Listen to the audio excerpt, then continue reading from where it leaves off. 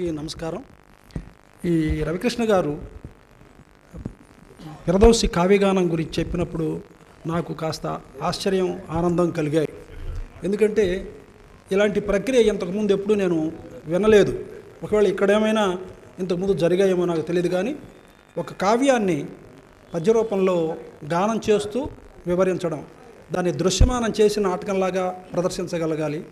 అది కొంచెం కష్టతరమైందే. అయితే ఇది ఎలా ఉంటుందో చూద్దామని నేను కూడా దీనిలో ఇన్వాల్వ్ అయ్యాను.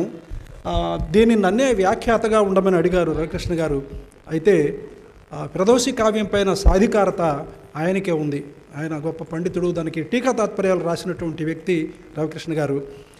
వారే దీనికి ఉండడం న్యాయమని నేను వారిని రిక్వెస్ట్ చేశాను. అందుకు ఒప్పుకున్నారు.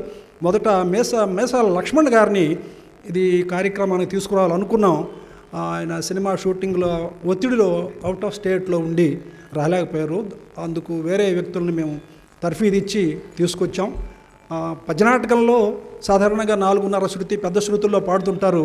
అట్లా కాకుండా ఇది కేవలం పద్యం రసస్ఫూరకంగా పాడాలి అని 1:30 శృతిలోనే పాడడం కోసం వారిని రిక్వెస్ట్ చేసి తీసుకొచ్చాం. వారు ఏవైనా చిన్న చిన్న పొరపాట్లుంటే మన్నించవలసిందిగా ప్రార్థిస్తూ రవికృష్ణ గారిని కార్యక్రమం కొనసాగించవలసిందిగా ప్రార్థిస్తున్నాను.